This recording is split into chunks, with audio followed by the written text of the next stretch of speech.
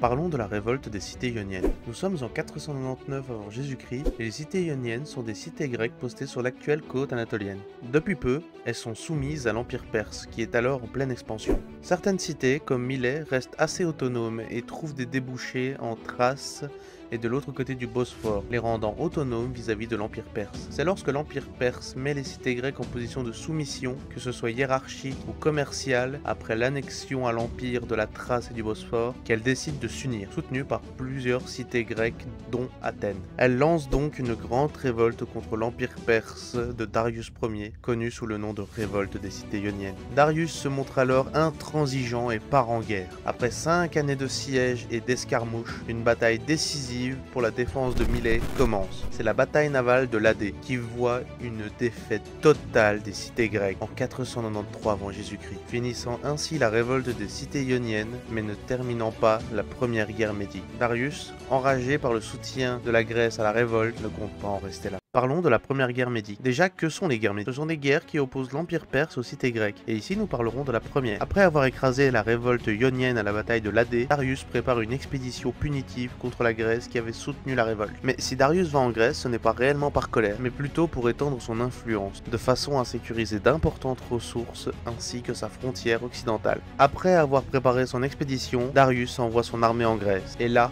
la bataille décisive aura lieu sur la plaine de Marathon, que je vous réserve pour un épisode à part, car je dois évoquer ici la grande différence d'équipement et de stratégie entre les deux armées. L'armée perse est une armée basée sur le nombre et le mouvement, assez légère, avec des tuniques rembourrées ou du cuir léger, équipée d'arcs, de lances et de boucliers en peau de bœuf. Cette légèreté offre une meilleure capacité de mouvement à l'armée perse. Pour ce qui est de la discipline, les soldats sont pour la plupart des levés qui peuvent être disciplinés mais ne dispose pas d'un très bon moral. C'est pourquoi l'armée perse se base aussi sur des troupes d'élite plus fortes pour tenir la ligne, comme la très célèbre unité des Immortels. Du côté athénien, c'est l'inverse. On parle ici d'hoplites, équipés d'une armure lourde en bronze et armés d'un bouclier ainsi que d'une lance. Généralement déployée en phalange, l'armée est entraînée à la tactique grecque de la phalange et les soldats sont entraînés et très disciplinés. Ce qui crée une ligne très solide et compacte, difficile à faire fuir ou à bouger.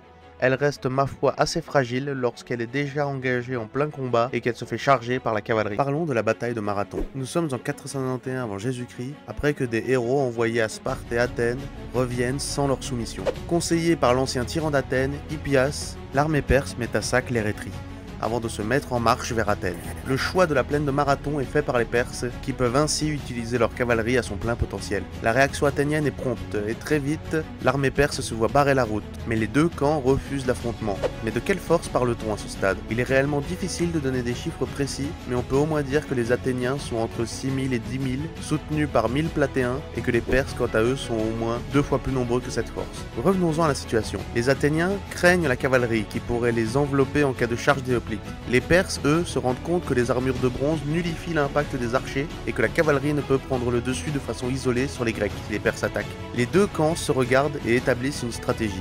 La stratégie grecque est de se rapprocher nuit après nuit des Perses pour les forcer à attaquer. Les Perses, eux, pensent à fixer l'armée d'Athènes ici et embarquer leur cavalerie vers Athènes pour faire tomber la ville rapidement et facilement. Nous sommes le 5e jour et Miltiade, chef de l'armée athénienne, charge frontalement. Pourquoi avoir attendu 5 jours pour au final charger? Le plus probable est que le stratège grec a vu que la cavalerie ennemie avait embarqué, lui permettant de charger sans risque d'être débordé. La charge des hoplites est bien organisée et parfaitement utilisée, percutant complètement les soldats perses dont les flèches ne font que peu de dommages. L'équipement grec et la force de la phalange jouent un grand rôle. Les flancs perses, composés de levées peu motivées, fuient rapidement vers les navires face aux hoplites. Mais au centre, les troupes d'élite perses mettent à mal les hoplites qui auraient pu même craquer si les ailes n'avaient pas pu, grâce à leur victoire facile sur les flancs, envelopper le centre perse. Sans autre option, c'est la déroute vers les navires. Les Grecs poursuivent les Perses jusque dans l'eau. Miltiade ordonne rapidement à une partie de ses hommes de foncer vers Athènes. Battant tous les records, ils parviennent à atteindre Athènes avant les Perses qui, à cette nouvelle, abandonnent leur plan de seconde offensive, mettant fin à la première guerre médique.